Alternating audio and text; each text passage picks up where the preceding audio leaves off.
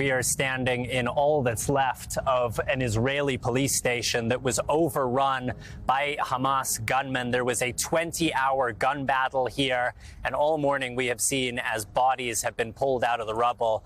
Meanwhile, as the fighting continues here in Israel, fears are spreading that it could spread across the region. This morning, the Israeli military pounding targets across the Gaza Strip and fighting gun battles against squads of Palestinian militants still on the loose inside Israel, more than 24 hours after the surprise attack began. We were in lockdown for 8 hours and hearing Arabic outside, hearing the terrorists, and they tried to break into houses. This is worse than our worst nightmares. Thousands of reservists called up for what people here expect is the start of a long and bloody war. Every indication is that Israel is preparing for what would be at once a large-scale ground offensive into Gaza and one of the most complex hostage rescue operations the world has ever seen. After blasting their way through the Gaza border fence, fighters from Hamas and Islamic Jihad swept into Israeli towns, kidnapping whole families and marching them barefoot through their own neighborhoods. This woman screaming for help as she's dragged away into Gaza.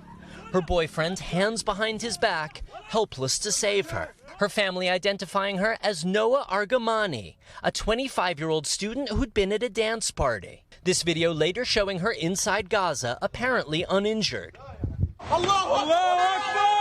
Unlike this woman, bloodied, zip-tied, and terrified, struggling as she's forced into the back of a captured Israeli military jeep. The exact number of Israeli hostages still unknown.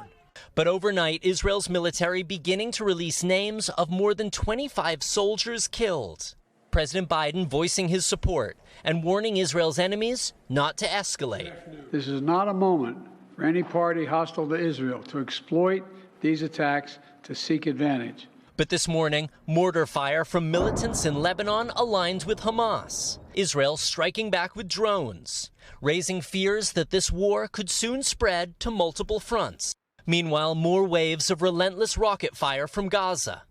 While inside the Strip, hospitals overflowing with the dead and wounded, Israel's military ordering Palestinian civilians to evacuate specific areas.